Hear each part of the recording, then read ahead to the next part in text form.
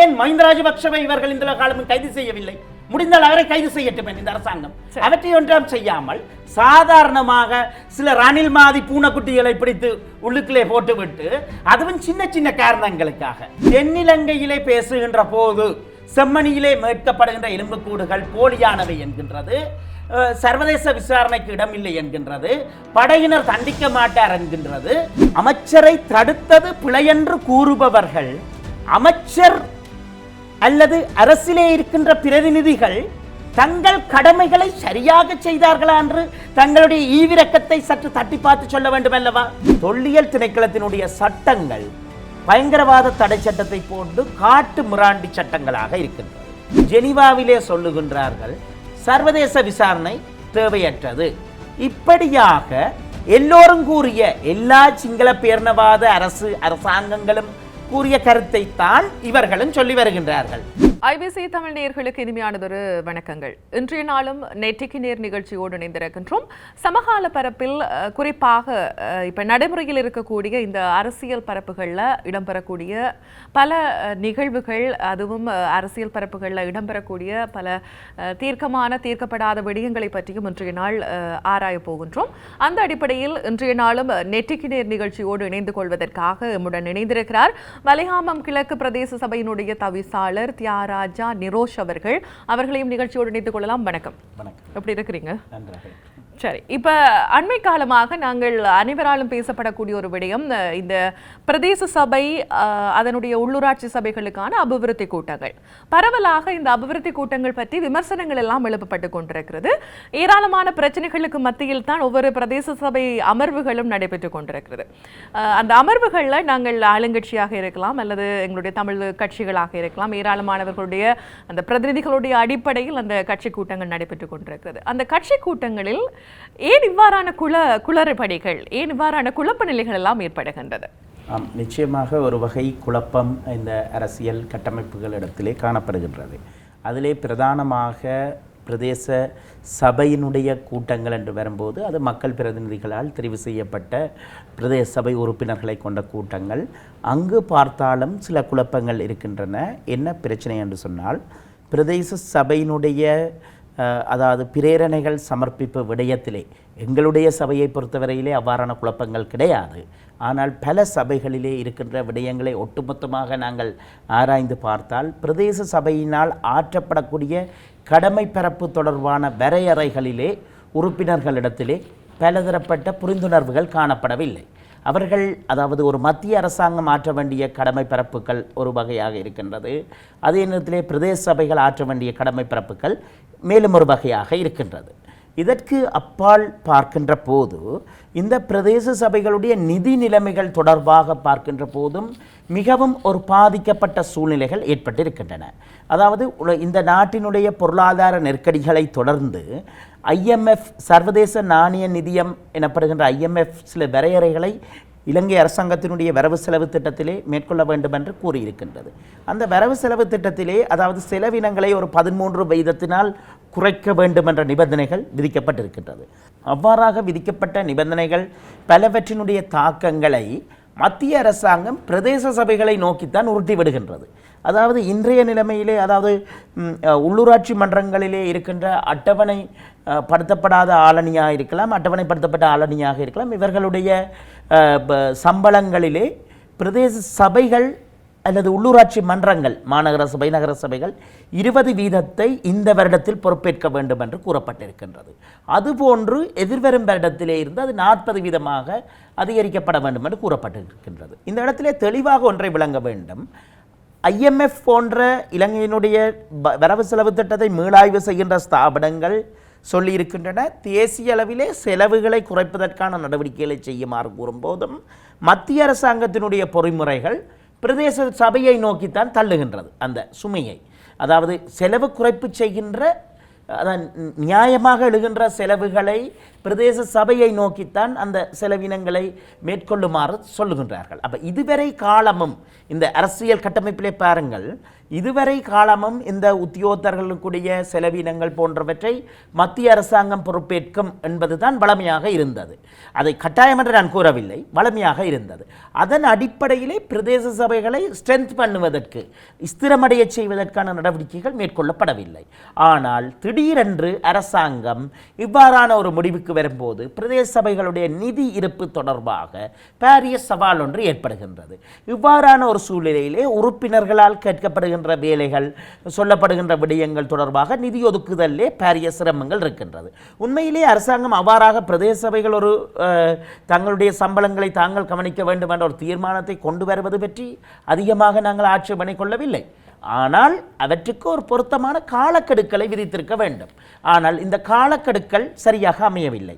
அதற்கு அடுத்தபடியாக பார்க்கின்ற போது ஏற்கனவே கடந்த காலத்தில் கூட நடைபெற்றிருக்கக்கூடிய தேர்தல் முறைமை என்பது ஒரு தோல்வி அடைந்த தேர்தல் முறைமை. ஏனென்றால் அளவுக்கு மிஞ்சிய உறுப்பினர்களை பிரதேச சபைகள் நோக்கி நகர்த்தி இருக்கின்றது. அதே அளவான குறைபாடுகளுடைய தேர்தல் முறைகளுடன் தான் மீளவும் தேர்தல் நடத்தப்பட்டிருக்கின்றது. ஆகவே கணிசமான ஆசனங்களை வெல்வதிலே அல்லது ஒரு ஆளுங்கட்சியாக ஒருவர் தன்னை நிலைநிறுத்துவதிலோ ஒரு பிரதேச சபையிலே கொள்கைகளை நடைமுறைகளை முன்னெடுக்க வேண்டும் என்றால் ஆளுங்கட்சி ஸ்திரமானதாக இருக்க வேண்டும். பிரதேச சபை நடைமுறையில் ஆளுங்கட்சி எதிர்க்கட்சி என்பது அல்ல. ஆனால் தவிசாளர் தெரிவு போன்ற விடயங்களிலே ஒரு கட்சிக்கு ஆதிக்கம் இருக்க வேண்டும். ஆனால் அந்த ஆதிக்கம் இங்கே அடிபட்டு செல்கின்றது. இதற்கு அடுத்தபடியாக நீங்கள் கேட்ட கேள்வியின் அடிப்படையிலே இன்று இருக்கின்ற பிரச்சனை பிரதேச அபிவிருத்தி குழு கூட்டங்கள் சார்ந்த பிரச்சனை. பிரதேச அபிவிருத்தி குழு கூட்டங்களிலே கடந்த காலங்களிலே ஒரு ஜனநாயகத்தன்மையுடைய விடயம் காணப்பட்டது. அதாவது சுற்று நிருபங்களின் பிரகாரம் ஒவ்வொரு தவிசாளர் உள்ளிட்ட ஒவ்வொரு கட்சிகளைச் சேர்ந்த ஒவ்வொரு உறுப்பினர்கள் அந்த பிரதேச அபிவிருத்தி குழு கூட்டங்களிலே பங்கெடுக்க முடியும் என்றது. இன்று அது வரையறுக்கப்பட்டு சுற்று நிருபம் 8ஆம் மாதம் மாற்றப்பட்டிருக்கின்றது. 8ஆம் மாதம் 3ஆம் இலக்க இந்த சுற்று நிருபத்துக்குள்ளாக இந்த ஆண்டிலே வெளியிடப்பட்ட சுற்று நிருபமூடாக தவிசாளர் உள்ளிட்ட தவிசாளர் சாராத கட்சிகளைச் சேர்ந்த இருவர் தான் நியமிக்கப்பட முடியும், பிரதேச அபிவிருத்தி குழு கூட்டங்களிலே பங்கெடுக்க முடியும் என்று சொல்லப்பட்டிருக்கின்றது. இது அதாவது உறுப்பினர்களிடத்திலே ஒரு சலசலப்பை ஏற்படுத்தி இருக்கின்றது.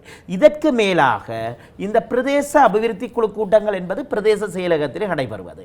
பிரதேச செயலகங்கள் ஒரு புரோட்டோகால் அடிப்படையில் பார்க்கல, பிரதேச சபைதான் ஒரு உள்ளூர் அரசு முறைமை. பிரதேச செயலகங்கள் ஒரு அதிகாரம் சாதாரணமாக பகிர்ந்தளிக்கப்பட்ட ஒரு அலுவலக முறைமை. அப்படி இருக்கின்ற போது அந்த பிரதேச செயலகங்களிலே நடைபெறுகின்ற கூட்டங்களிலே பிரதேச சபை சார்ந்த முடிவுகளை எடுப்பதற்கு முயற்சிக்கின்றார்கள். அப்படி முடிவுகளை எடுப்பது என்னுடைய பிரதேசங்கள் போன்றவற்றிலே நாங்கள் அவ்வாறு விட்டுக் கொடுக்க முடியாது, விட்டுக் கொடுக்கவும் மாட்டோம், விட்டுக் கொடுக்கவும் செயற்படவும் முடியாது.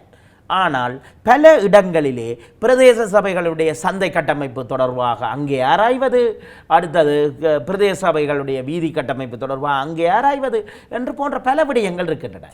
விரும்பினால் பிரதேச சபைகளிலே தான் பிரதேச சபையினுடைய விடயம் தீர்மானிக்கப்பட முடியும். அந்த தீர்மானத்தின் அடிப்படையிலே வேண்டுமென்றால் மத்திய அரசாங்கத்தினுடைய நிதியை பெற்று வருவதற்கு இந்த பிரதேச அபிவிருத்தி குழு கூட்டங்கள் காரணமாக அமையலாம்.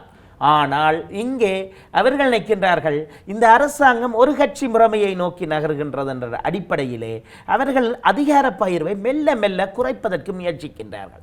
அதன் அடிப்படையிலே தான் பிரதேச அபிவிருத்தி குழு கூட்டங்களை பலப்படுத்துவதற்கு முயற்சிக்கையிலே உறுப்பினர்களுக்கும் பிரதேச அபிவிருத்தி குழுவின் தலைவர்களுக்கும் இடையிலே ஒரு முரண்பாடு ஏற்படுகின்றது. தவிசாளர்களுக்கும் பிரதேச அபிவிருத்தி குழுக்களின் தலைவர்களுக்கும் இடையிலே ஒரு முரண்பாடு ஏற்படுகின்றது. இவைதான் நடக்கின்றது. இப்படியாக இந்த நிதி கட்டமைப்புகள் பிரதேச சபைகளுக்கு ஒதுக்கப்படுகின்ற நேரத்தில் உங்களுடைய பிரதேசம், உங்களுடைய பிரதேச சபைக்கு உட்பட்ட கிராமங்களை விஸ்தரிப்பதற்காக இல்லாட்டி மீளுருவாக்கம் செய்வதற்கான கட்டுமானத்திற்கான நிதிகள் போதுமானதாக இருக்கிறதா? அதாவது நிதி என்று வரும்போது, அதாவது பொதுவாகவே ஒரு கொள்கை அபிவிருத்தியிலே ஒரு கொள்கை தத்துவம் இருக்கின்றது. அதாவது எங்களுடைய விருப்பங்கள் ஏராளம் இருக்கும், தேவைகள் அந்த பூர்த்தி செய்வதற்கான வரையறைகள் காணப்படும். எப்படி என்றாலும் அது இலங்கை அரசாங்கத்தை பொறுத்தவரையிலும் கூட நிதி பற்றாக்குறை அவர்களுக்கு காணப்படுகின்றது. உலக அளவிலே கூட சகல நாடுகளும், இந்தியாவை எடுத்தால் என்ன, எந்த நாட்டை எடுத்தால் என்ன, அவர்களுடைய வரவு செலவு திட்டத்தில் நிதி பற்றாக்குறை இருக்கின்றது. நிதி பற்றாக்குறை இல்லாத இடம் என்று எந்த இடமும் இல்லை. ஆனால் அவற்றை சரியான வளங்களை நோக்கி சரியான திசைகளை நோக்கி நாங்கள் பாய்ச்ச வேண்டியவர்களாக இருக்கின்றோம். பிரதேச சபைகளை எடுத்துக்கொண்டால் நாங்கள் மத்திய அரசாங்கத்திலே தங்கி நிற்கும் நிறுவனங்கள் அல்ல. அதாவது எங்களை பொறுத்தவரையிலே சந்தைகளை குத்தகைக்கு விடுதல், முத்திரை தீர்வை வரி, நீதிமன்ற தண்டப்பணம், அடுத்தது ஏனைய வரி வருமானங்களை அறவிடுதல் போன்ற அதிகாரங்களை பெற்றிருக்கின்றோம். ஒரு மாகாண சபைக்கு கூட அந்த அதிகாரங்கள் கிடையாது. அப்படி இருக்கின்ற போது இந்த அதிகாரங்கள் நிதி மூலங்களை உருவாக்குவதற்கான அதிகாரங்கள், நிதிகளை பெறுவதற்கான அதிகாரங்களை நாங்கள் பெற்றிருக்கின்றோம். ஆனால் சட்ட கட்டமைப்பு ரீதியாக பெற்றிருக்கின்றோம். நாங்கள் அரசியலமைப்பு சட்டத்தின் வாயிலாக உருவாக்கப்பட்ட வேறு ஒரு தாய் சட்டத்தின் வாயிலாக உருவாக்கப்பட்ட சபைகள், ஒரு அரசு அதிகார பகிர்வுக்கான சபைகள், உள்ளூராட்சி மன்றங்கள், உள்ளூர் ஆட்சி, ஒரு மினி பாராளுமன்றம், ஒரு பிரதேச செயலகத்தை பொறுத்தவரையிலே ஒரு மினி கச்சேரி. அவர்கள் கச்சேரியிலிருந்து நிதி கிடைத்தால் தான் அந்த வேலைகளை மேற்கொள்ள முடியும். அதுபோன்று அமைச்சிலிருந்து நிதி கிடைத்தால் தான் கச்சேரி வேலைகளை மேற்கொள்ள முடியும். ஆனால் பிரதேச சபைகளை பொறுத்தவரையிலே நாங்கள் தான் எங்களுக்கான வரவு செலவு திட்டங்களை தயாரிக்கின்றோம். அது கடந்த காலங்களிலே பார்க்கின்ற போது, அதாவது இந்த ஆட்சி இன்றைய அன்றகுமார திசாநாயக்க அவர்களுடைய ஆட்சிக்கு முன்னைய காலங்களுடன் ஒப்பிடும்போது, அதாவது மத்திய அரசாங்கத்திடமிருந்து சில மானிய உதவிகள் எங்களுக்கு கிடைக்கப்பெற்று வந்திருக்கின்றன. அந்த மானிய உதவிகளிலே கடுமையான வீழ்ச்சி ஏற்பட்டிருக்கின்றது. ஏனென்றால் மத்திய அரசாங்கம் நிதியற்று தான் திண்டாடுகின்றது. அப்படி இருக்கும்போது எங்களுடைய பக்கத்திலே பார்க்கின்ற போது உள்ளூராட்சி மன்றங்களுக்கு பல்வேறு திட்டங்கள் வாயிலாக ஊரளிச்சி திட்டம், அடுத்தது பல்வேறுபட்ட பன்முகப்படுத்தப்பட்ட அபிவிருத்தி திட்டங்கள் என்று பல்வேறுபட்ட திட்டங்களை ஒவ்வொரு அமைச்சுக்களுக்குள்ளாகவும் கடந்த காலங்களிலே நடைமுறைப்படுத்தி வந்திருக்கின்றது அரசாங்கம். ஆனால் இன்று அந்த நிதி வருவாய்களிலே பாரிய வீழ்ச்சி ஏற்பட்டிருக்கின்றது. மாறாக பிரதேச சபைகள் கூட தங்களுடைய வருமானத்திலிருந்து உத்தியோகத்தர்களுக்கான சம்பளத்திலே 40% அவர்களுடைய சம்பள கொடுப்பனவை எதிர்வரும் காலத்திலே நாங்கள் வழங்க வேண்டிய ஒரு துர்ப்பாக்கிய நிலைமைக்கு சென்றிருக்கின்றோம். அப்படி பார்க்கின்ற போது இன்று இருக்கின்ற நிலைமை ஒரு சிக்கல் நிறைந்த நிலைமை. ஆனால் இந்த சிக்கல் நிறைந்த நிலைமையிலிருந்து மீண்டெழுவதற்கு நாங்கள் பல்வேறுபட்ட திட்டங்களை வகுக்கின்றோம். இன்று கூட நான் வருவதற்கு முன்னர் எங்களுடைய சோலை வரிகளை அதிகரிப்பது தொடர்பாக, அது தொடர்பாக அறவிடப்படாத கட்டணங்கள் தொடர்பாக சிந்தித்து விட்டு தான் வந்தோம். அவ்வாறாக பிரதேச சபைகள் தங்களுடைய நிதி மூலங்களை அதிகரிப்பு, ஆனால் அவை ஒரே இரவிலோ ஓரிரண்டு நாட்களிலோ நடப்பவை அல்ல. அதுதான் நீங்க இப்ப புதுசாக நீங்க உங்களுடைய பிரதேச சபைகளை மீளுருவாக்கம் கட்டமைக்கப்படுகின்ற நேரத்துல அது சாதாரண பொதுமக்களுக்கு, சாதாரண குடிமக்களுக்கு அது ஒரு பாரமான செயலாக இருக்கும். இல்ல நீங்க இந்த கட்டணங்களை அறவிடுகிற நேரத்தில் ஒரு சுமையாக இருக்கக்கூடிய செயலாக இருக்கும். கட்டணங்களை பொறுத்தவரையிலே எங்களுடைய வடமாகாணத்து அல்லது இலங்கை அளவிலே உள்ளூராட்சி மன்றங்களிலே வடமாகாணம் நீண்டகால வடக்கு கிழக்கு மாகாணங்கள் யுத்தத்தால் நீண்டகாலமாக பாதிக்கப்பட்ட மாகாணங்கள், இங்கே சோலை வரி அறவீடுகள் எல்லாம் பெரிய அளவிலே அதிகரிக்கப்படவில்லை. இப்போது தென்னிலங்கையிலே இருக்கின்ற ரேஷியோ அல்லது கட்டணங்களின் அடிப்படையிலே வேல்யூவேஷனின் படி இங்கே அறவிடப்படவில்லை. மாறாக இங்கே பார்த்தீர்கள் என்றால் தெரியும், அதாவது சில வேளைகளிலே ஒரு பெரிய காணியை கொண்டிருப்பார், அவருக்கு 20 ரூபாய் 25 ரூபாய் தான் சோலை வரி கட்டணம் இருக்கும். ஆகவே வரி அறவீடு வேல்யூவேஷன், அந்த விலை மதிப்பீடு உரிய வகையிலே மேற்கொள்ளப்பட்டு முடிக்கவில்லை. அதற்கு பிரதேச சபையை மாத்திரம் குற்றச்சாட்ட முடியாது. இப்ப நீங்க அதுக்கான இந்த மீளாய்வு செய்வதற்கான நடவடிக்கைகள் ஏதாவது இப்ப இருக்கக்கூடிய காலங்களில் தான் வருகின்றோம். அதிலே சில தாபடங்கள் அந்த மீளாய்வு செய்து இற்றைப்படுத்துவதிலே வேல்யூவேஷன் விலை மதிப்பீட்டு திணைக்களம், மத்திய அரசாங்கத்தினுடைய ஏனைய திணைக்களங்கள் என்று பலதரப்பட்ட திணைக்களங்களுடனுடைய தொடர்பு தேவைகள் இருக்கின்றது. அவர்களுடைய பணிப்பரப்புகளும் இருக்கின்றது. அந்த விடயங்களிலே எங்களுக்கான ஒத்துழைப்பு மிகவும் குறைவு. ஆகவே அரசாங்கத்தை பொறுத்தவரையிலே மாறி மாறி ஆட்சிக்கு வருகின்ற அரசாங்கங்கள் உள்ளூராட்சி மன்றங்களை ஒடுக்கி வந்திருக்கின்றன. ஆனால் இப்போது நிதி அடிப்படையிலும் இந்த உள்ளூராட்சி மன்றங்கள் மேலும் ஒடுக்கப்படுகின்றன. அதுதான் அங்கே நடக்கின்றது. ஆகவே இந்த மத்திய அரசாங்கம் எவ்வாறாக திட்டமிட வேண்டும் என்றால், சமூக நல பணிகளை, அதாவது வீதி அபிவிருத்தி, அடுத்த மின்குமிழ் திருத்தம், இந்த விடயங்கள் அடிப்படையிலே இவற்றையெல்லாம் உள்ளூராட்சி மன்றங்கள்லாம் செய்ய வேண்டியவை. ஆகவே இந்த சமூக நல பண்டங்களை வழங்குகின்ற உள்ளூராட்சி மன்றங்களுடைய நிதி வருவாயை பலப்படுத்துவதற்கான செயல் திட்டங்களை வகுத்திருக்க வேண்டும். நீண்ட காலமாக அவை கிடப்பிலே இருக்கின்றன.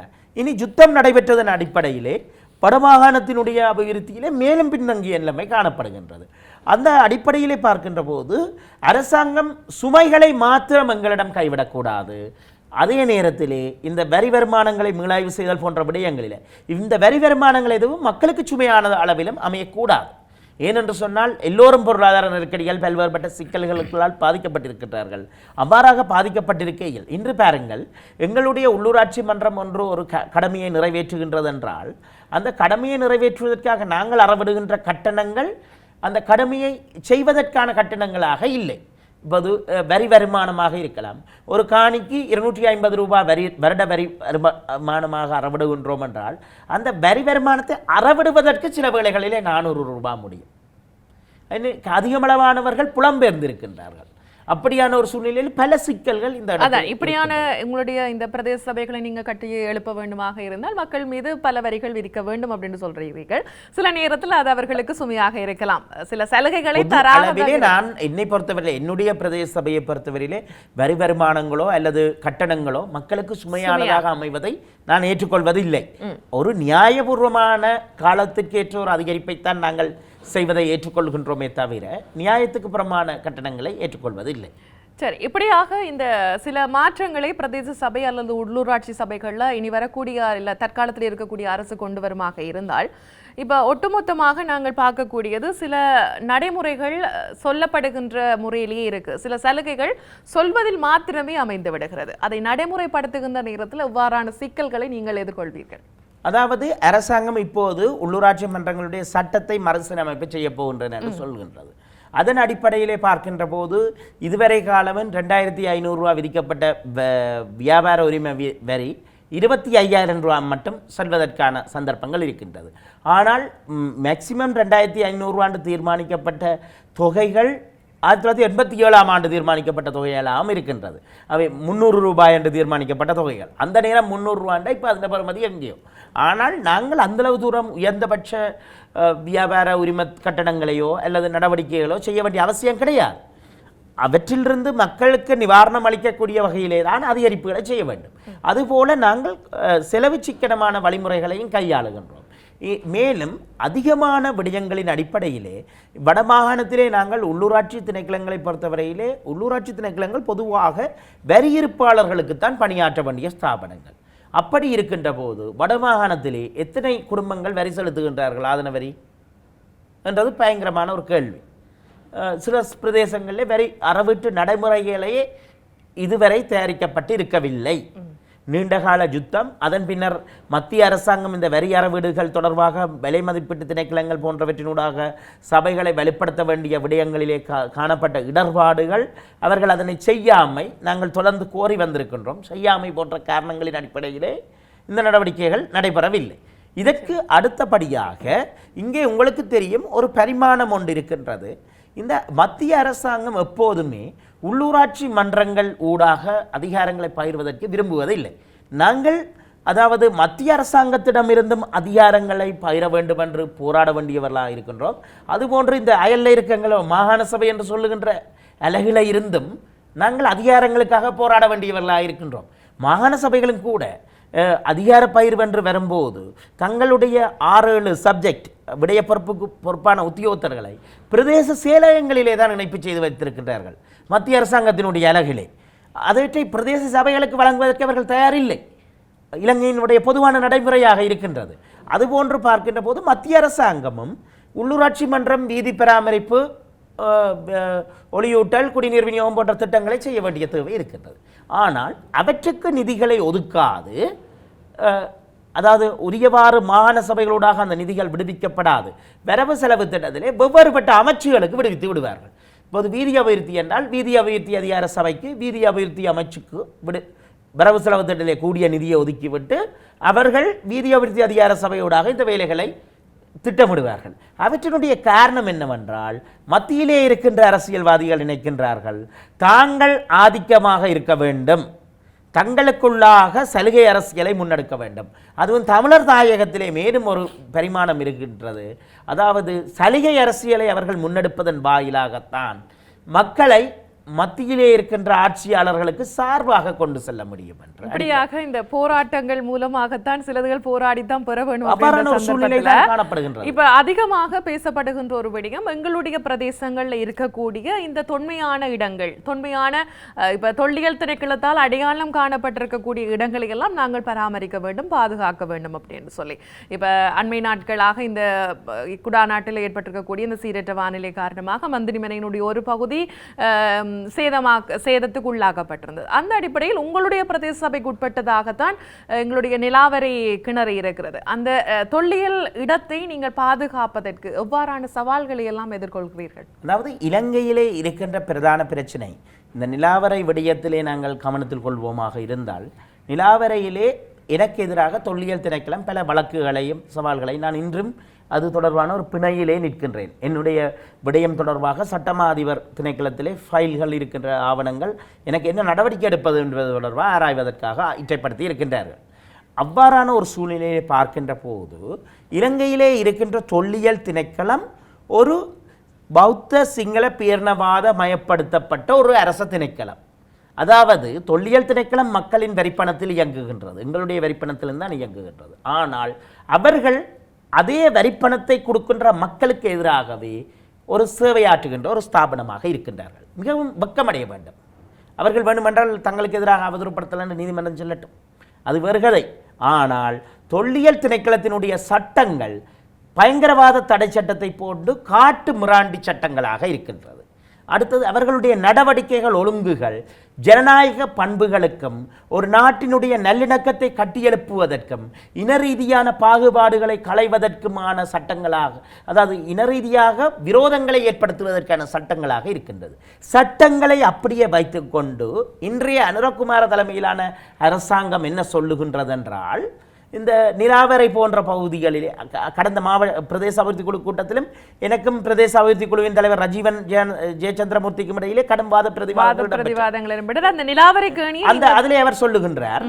அதாவது இப்போது கடந்த ஆட்சியாளர்கள் போல் உங்களுக்கு நிலாவரையிலே பிரச்சனைகள் இல்லைத்தானே என்று சொன்னபோது நான் கேட்டேன், நீங்கள் காட்டு மிராண்டி சட்டங்களையும் பிற்போக்கான ஒழுங்கு விதிகள் எல்லாவற்றையும் அப்படியே அடுக்கி வைத்துக்கொண்டு அவை நீர்த்து போகாமல் அப்படியே பாதுகாத்து வைத்துக்கொண்டு பௌத்த சிங்கள பேரினவாதத்துக்கு உதவுகின்ற ஒரு திணைக்களம் தான் தொல்லியல் திணைக்களம். என்னுடைய நிலாவரையிலே பௌத்த விகாரையை 3 தடவைகள் அமைப்பதற்கு இராணுவத்துடன் இணைந்து ஒரு திருட்டுத்தனமாக முயற்சித்தவர்கள் தான் தொல்லியல் திணைக்களத்தினர்.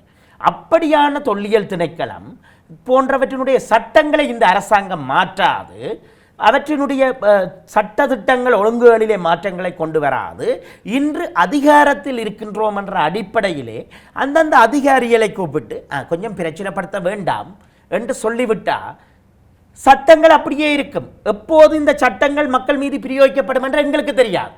அடுத்தது இந்த அதிகாரிகள் எப்போது பாய்வார்கள் என்று எங்களுக்கு தெரியாது. என்னமொன்றை யோசித்து பாருங்களேன், இந்த நாட்டிலே அதாவது ஆட்சியாளர்கள் யாரும் நிரந்தரமாக வாழ்ந்ததில்லை. நானும் வீட்டுக்கு செல்லலாம், அவரும் வீட்டுக்கு செல்லலாம், எவரும் வீட்டுக்கு செல்லலாம், சரிதான்? அப்படி இருக்கின்ற போது மீண்டும் ஒரு துப்பாக்கிய நிலைமை ஏற்படாது என்று சட்டங்களிலே மாற்றங்கள் கொண்டு வராவிட்டால் எந்த உத்தரவாதமும் இல்லை. அதன் அடிப்படையிலே தான் நாங்கள் இந்த அரசாங்கத்துக்கு சொல்லுகின்றோம், நீங்கள் பாராளுமன்றத்திலே இன்றைக்கு 153க்கும் மேற்பட்ட உறுப்பினர்கள், 156 வரையான உறுப்பினர்களை அதிகாரத்திலே கொண்டிருக்கின்றீர்கள், உங்களுக்கு பெரும்பான்மை இருக்கின்றது. அந்த அடிப்படையிலே நீங்கள் இந்த சட்டங்களிலே மாற்றத்தை செய்யுங்கள். அதை விடுத்துவிட்டு சும்மா அதிகாரிகளை கூப்பிட்டு இப்போதைக்கு பிரச்சனைப்படுத்த வேண்டாம் என்று சொல்லிவிடுவது என்பது தீர்வு அல்ல தமிழ் மக்களுக்கு. அப்படி சொல்லிவிடுவதன் வாயிலாக சர்வதேசத்தினுடைய அவதானிப்பிலே இருக்கின்ற இவ்வாறான பிரச்சனைகள் நீர்த்து போவதற்கான சந்தர்ப்பங்கள் இருக்கின்றது. அதைத்தான் இன்றைக்கு இந்த தேசிய மக்கள் சக்தி செய்கின்றது. அதாவது எங்கள் மீதான அனுதாபங்கள் இருக்கின்றது தானே, எங்கள் மீது அடக்குமுறைகள் பிரயோகிக்கப்படுவதற்கான காரணங்கள் என்றதை சர்வதேசம் கூர்ந்து அவதானிக்கின்றது தானே. அந்த விடயங்களிலே இப்போதைக்கு பிரச்சனைப்படுத்த வேண்டாம் என்பதுதான் அந்த அதிகாரிகளுக்கு வழங்கப்படுகின்ற கட்டளை. அதன் மூலம் அவர்கள் இப்போது இவர்கள் ஆட்சியிலே இருக்கும்போது அப்படி இருப்பார்கள், அல்லது தங்களுக்கு தேவை வரும்போது அவர்கள் சட்டத்தை ஒழுங்கையும் எடுத்து எங்களை கைது செய்வார்கள், பிரச்சனைப்படுத்துவார்கள், பௌத்த விகாரைகளை அமைப்பார்கள், எல்லாம் நடக்கும். ஆகவே இன்றைய அரசாங்கம் ஒரு பூசி மெழுகுதல் வேலையை செய்கின்றது. இது ஒரு பனிக்கட்டியை நீருக்குள் அமிழ்த்தி வைத்திருப்பது போல. அதாவது சாதாரணமாக சட்டங்கள் ஒழுங்குகளிலே மாற்றங்களை கொண்டு வர வேண்டும், தீர்வுகள் முன்வைக்க வேண்டும். இவர்கள் சொல்லுகின்றார்கள் அப்படி ஒன்றும் இல்லை என்று சொல்வது மஹிந்த ராஜபக்ஷ யுத்தத்துக்கு பின்னர் சொன்னாரல்லோ, ஒரே நாடு ஒரே மக்கள் என்று தமிழ் மக்களை கொன்றளித்து விட்டு அவர்களுக்கு எந்த தீர்வும் வழங்காமல் ஒரே நாடு ஒரே மக்கள் என்று சொல்வதற்கு ஒப்பானது தான் இது. சில வேளைகளில் அவர்களுடைய சீடர்கள் தானே இன்று ஜனாதிபதி கூட மஹிந்த ராஜபக்ஷ அவர்களுடைய சீடர். இப்ப உங்களுடைய இந்த நடவடிக்கைகள், அதை பாதுகாப்பதற்கான நடவடிக்கைகள் எடுக்கிற நேரத்தில் ஒரு பிரதேச சபையினுடைய தவிசாளராக இருக்கக்கூடிய உங்கள் மீது இந்த தொல்லியல் திணைக்களத்தினால் தொடரப்பட்ட ஒரு வழக்கு ஒன்று பதிவு செய்யப்பட்டிருக்கிறது. நிச்சயமாக அது தடையாக இருக்கின்றது. அந்த வழக்கினுடைய அடுத்த கட்ட நகர்வு என்ன? நீங்க இந்த திணைக்களத்துக்கு எதிராக எவ்வாறான நடவடிக்கைகள் எடுக்க போறீங்க? இல்ல, இந்த திணைக்களங்கள் தொடர்பாக நாங்கள் அவர்களுடைய விடயங்கள் தொடர்பாக இம்முறைய ஐநா அமர்வுக்கும் கூட நாங்கள் அறிக்கைகளை அனுப்பியிருக்கின்றோம். இவர்களுடைய தொடர்ச்சியான செயற்பாடு, அதாவது அந்த இடத்திலே அவர்கள் 2007ஆம் ஆண்டு அதனை வர்த்தமானிப்படுத்தி விட்டார்கள். இது தொல்லியல் திணைக்களத்துக்குரியதன்று. இன்று பல தொல்லியல் அடையாளங்களை காட்டுவதற்கு நாங்கள் அஞ்சுகின்றோம். அதுபோன்று யாழ் மாவட்டத்திலே பறவைகள் வந்து செல்கின்ற இடங்கள் இருக்கின்றது. இவைகள் சுற்றுலாவுக்கு மிகுந்த வருமானமுடையவை. அவற்றை அடையாளப்படுத்துவதற்கு நாங்கள் அஞ்சுகின்றோம். ஏனென்று சொன்னால் இந்த அரசாங்கம் உடனடியாக அரசு திணைக்களங்கள் இந்த பறவைகள் ரீதியாக சரணாலயம் அப்படியாக வர்த்தமானி அறிவித்தல்களை வெளியிட்டார்கள் என்று சொன்னால் அவற்றிலே நாங்கள் இயங்க முடியாது போகும். எங்களுடைய மக்களுடைய நிலங்கள் திட்டமிட்ட கபலீகரத்துக்குள்ளாகும். இன்று மன்னார் பகுதியிலே வெனலாகா பிரச்சனை, முல்லைத்தீவிலே பிரச்சனை. அப்படியாக இந்த பாதுகாக்கப்பட வேண்டிய அரிய பல உயிரினங்களை கூட நாங்கள் இனங்காட்ட முடியாதவர்களாக இருக்கின்றோம். தொல்லியல் அடையாளங்களை இன்று இவைகள் தொல்லியல் அடையாளம் என்று காட்டுவதற்கு தமிழ் மக்கள் அச்சப்படுகின்றார்கள். ஏனென்று சொன்னால் இவற்றையெல்லாம் இவர்கள் தொல்லியல் திணைக்களத்துக்குள்ளே கொண்டு வந்து விட்டார்கள் என்றால் பராமரிக்க முடியாது. அதாவது நாங்கள் தமிழ் மக்கள் எங்களுடைய உண்மையான வரலாறுகளை கூற முடியாது. திரிக்கப்பட்ட பொய்யான பௌத்த சிங்கள பேரினவாத வரலாறுகளை அவை மீது அவர்கள் எழுதிவிடுவார்கள் என்ற அச்சம் எங்களிடத்திலே காணப்படுகின்றது. நிச்சயமாக இப்படியாக எங்களுடைய வரலாற்று சின்னங்களை எல்லாம் நாங்கள் பாதுகாக்க வேண்டிய ஒரு கட்டாயத்தில் இருக்கிறோம். ஆனால் ஆக்கிரமிப்பு என்று பெயர் நாங்கள் அந்த பகுதிகளிலே இப்போது அம்மாட்சி அமைக்கின்றோம். அதே போன்று அழகுபடுத்தல் செயல் திட்டங்களை செய்கின்றோம். அவற்றை பாதுகாப்பதற்கான நடவடிக்கைகளை எடுக்கின்றோம். பல்வேறுபட்ட எல்லாவற்றையும் கூறிவிட முடியாது. ஆனால் அதில் எவ்வளவு தடைகள் இருந்தாலும் அங்கே நிலாவரை பகுதியிலே இராணுவத்தினர் ஒரு ஆய்வை செய்து போட்டிருந்தார்கள். இந்த நிலாவரை கிணறு என்பது எங்களுடைய ஐதீகங்களின் அடிப்படையிலே ஆழமற்ற கிணறு என்பதுதான். ஆனால் இராணுவம் ஒரு ஆய்வை செய்து அங்கே வெளிப்படுத்தி இருக்கின்றது. இந்த கிணத்துக்குள்ளே ஒரு மாட்டு வண்டியில் இருக்கின்றதாம், அடி தாங்கள் கண்டதாம். இராணுவம் என்பது ஒரு சயின்டிஃபிக்கல் ரிசர்ச் ஆர்கனைசேஷன் இல்லையே.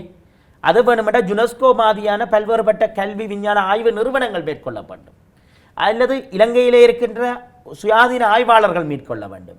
எங்களுடைய வரலாறுகளையும் தொன்மைகளையும் இந்த தொல்லியல் திணைக்களம் போன்றதும் இராணுவமும் பொய்யாக பௌத்த சிங்கள பேரினவாத நிகழ்ச்சிகள் நோக்கி மடைமாற்றம் செய்கின்றார்கள். அதிலே தான் எங்களுக்கு பிரச்சனை எழுகின்றது. ஆனால் எங்களுடைய பிரதேசங்களிலே இருப்பவற்றை நாங்கள் பாதுகாப்பதற்கான நடவடிக்கைகள் சகலதையும் எடுத்துத்தான் வருகின்றன. நிச்சயமாக இந்த பிரதேச சபை குறிப்பாக மக்களுடைய அனைத்து விதமான சேவைகளையும் முன்னெடுப்பதற்காகத்தான் இருக்கிறது. இப்ப கடந்த மாவட்ட அபிவிருத்தி குழு கூட்டத்திலே என்னுடைய அழுத்தம் காரணமாக பிரதேச அபிவிருத்தி குழு கூட்டத்திலே தொல்லியல் திணைக்களத்திலிருந்து அவற்றை மீளப்பெற்று பிரதேச சபையுடன் ஒப்படைப்பது என்று சொல்லி ஒரு தீர்மானம் போட்டிருக்கின்றனர்.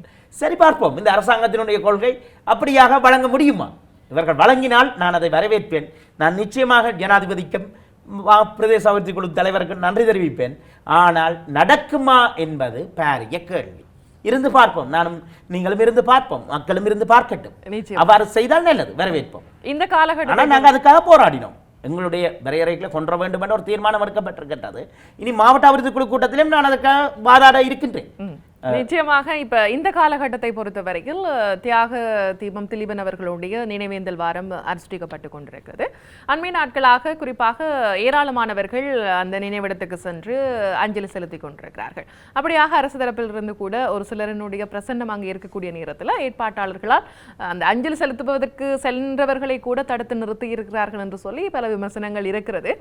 அந்த அடிப்படையில் இப்போ தமிழ், அதாவது அதை ஏற்பாடு செய்திருக்கக்கூடிய அமைப்புகள் அல்லது எங்களுக்குள்ளேயே ஒற்றுமை இல்லாத இடத்து நாங்கள் எங்களுடைய பெரும்பான்மையினத்தவர்களிடமிருந்து எவ்வாறு நாங்கள் ஒற்றுமையை இனம் காணலாம் அப்படி என்று சொல்லி கேள்விகள் இருக்கிறது. அப்படியாக உங்களுடைய கருத்து என்ன?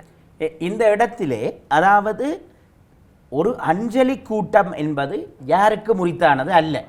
அது எவரும் அஞ்சலி செலுத்த இடமளிக்கப்பட வேண்டும், அதிலே மாற்று கருத்து கிடையாது. அதே நேரம் இந்த அஞ்சலிக்கு செல்பவர்களும் தங்களுக்கு தாங்கள் ஒரு ஒழுக்க விதியை நிர்ணயிக்க வேண்டும். நாங்கள் கோயிலுக்கு போகிறோம் என்றால் குளித்து முழுகி செல்ல வேண்டும் என்பது ஒரு பொதுவான விதி அல்லவா? அல்லது நாங்கள் சரியாக செல்ல வேண்டும் என்பது ஒரு பொதுவான விதி. அதே போன்று இந்த அஞ்சலி கூட்டத்துக்கு அஞ்சலிகளை செலுத்துவதற்கு செல்பவர்களிடத்திலே இன்று சிங்கள மக்களுக்கோ முஸ்லிம் மக்களுக்கோ அல்லது அப்படியாக எந்த வேறுபாடும் கிடையாது, எவரும் அஞ்சலி செலுத்த முடியும். அந்த இடத்திலே அண்மைய காலப்பகுதியிலே தியாகி திலீபன் அவர்களுடைய நினைவேந்தல் இடத்திற்கு சென்ற அமைச்சர் திரு கௌரவ சந்திரசேகரன் அவர்கள் தடுக்கப்பட்டிருக்கின்றார் என்பது ஒரு பெரிய செய்தியாக வெளியிலே தெரிவிக்கப்பட்டிருக்கின்றது.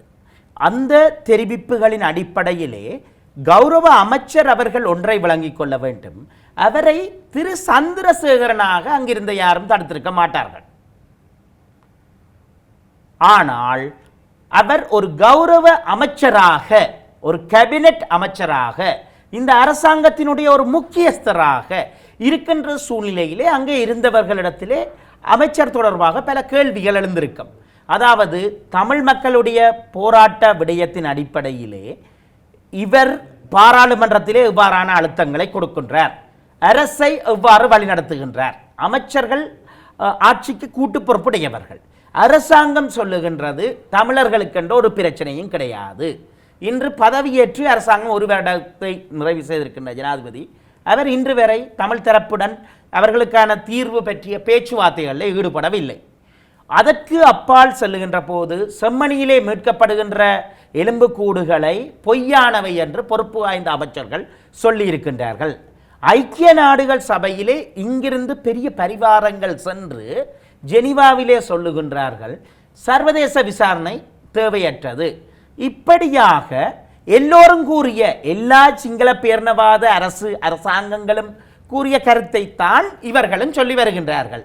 இவர்கள் சொல்லி வருகின்ற போது தியாக தீபம் திலீபன் அவர்களுடைய நினைவிடத்திலே சென்று நினைவஞ்சலி செலுத்த முதல் தங்களுக்கு இருக்கின்ற பொறுப்புணர்வு தொடர்பாக சற்று சிந்திக்க வேண்டிய பொறுப்பு இருக்கின்றது தானே அமைச்சருக்கு? அதிலே மாற்று கருத்து இருக்க முடியாதல்லவா? தடுத்தமை என்பது ஒரு சரியா பிழையான்ற வாதங்களுக்கு அப்பால் இவை தொடர்பாக அமைச்சர் நிச்சயமாக தன்னை சுய விமர்சனம் செய்ய வேண்டும். அரசாங்கத்தினுடைய பிரதிநிதிகள் தங்களை சுய விமர்சனம் செய்ய வேண்டும். அதை நான் எழுந்தமானமாக மறுத்துவிட்டு செல்ல முடியாது. அவர்கள் பாராளுமன்றத்திலே இன்று திலீபன் அண்ணா அவர்களுடைய 5 அம்ச கோரிக்கைகளிலே பயங்கரவாத தடை சட்டம் நீக்கப்பட வேண்டும், தமிழர் தாயகத்திலிருந்து இராணுவம் வெளியேற்றப்பட வேண்டும், அதே நேரத்திலே தமிழ் மக்கள் அந்த ஆயுத கையளிப்புகள் அப்படி 5 அம்ச கோரிக்கைகளிலே உள்ளடங்கி இருக்கின்றது. அந்த கோரிக்கைகளிலே இருக்கின்ற தமிழர் திலீபன் அண்ணா அவர்கள் சொன்னார், ஒரு சுதந்திர தாயகத்திலே தமிழ் மக்கள் வாழ வேண்டும், அதான் அதைத்தான் இறந்தாலும் கண்ணுற்று மகிழ்வேன் என்ற வகையிலே கூறியிருந்தார்.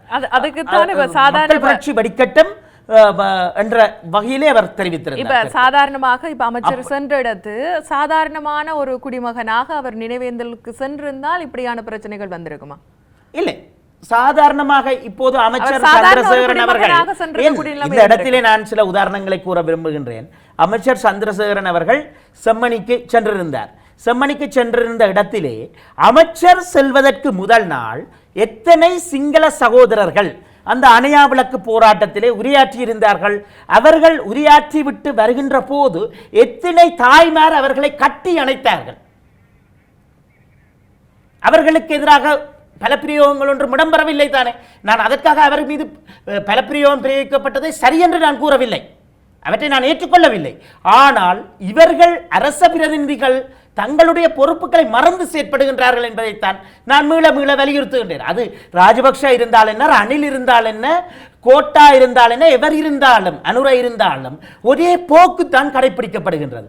அதற்கு அடுத்ததாக பாருங்கள், செம்மணியிலே பன்மம் என்ற நூல் வெளியிடப்பட்டதல்லவா? கிருஷாந்தி கொலை தொடர்பாக அதிலே உரையாற்றிய எத்தனை சிங்கள சகோதரர்களை மனமுவர்ந்து எங்களுடைய தாயக மக்கள் ஏற்றுக்கொண்டு அவர்களிடத்திலே இருக்கின்ற எண்ணங்களுக்கு நாங்கள் மதிப்பளித்தோம். அவர்கள் எங்களுடைய பிரச்சனைகளுக்கு மதிப்பளித்தார்கள். அந்த விடயங்கள் அவர்கள் தங்களுக்கு இருக்கின்ற சிவில் சமூகமாக இருக்கின்ற பொறுப்புகளிடத்திலே அவற்றை செய்தார்கள். நாங்கள் அவர்களை நேசிக்கின்றோம். சிங்கள மக்களை நாங்கள் நேசிக்கின்றோம். எனக்கு நான் பல்கலைக்கழகங்களிலே பட்டப்பின் படிப்புகளை படிக்கின்ற போதெல்லாம் ஏராளமான சிங்கள நண்பர்கள் நண்பிகள் இருக்கின்றார்கள். அவை வேறு.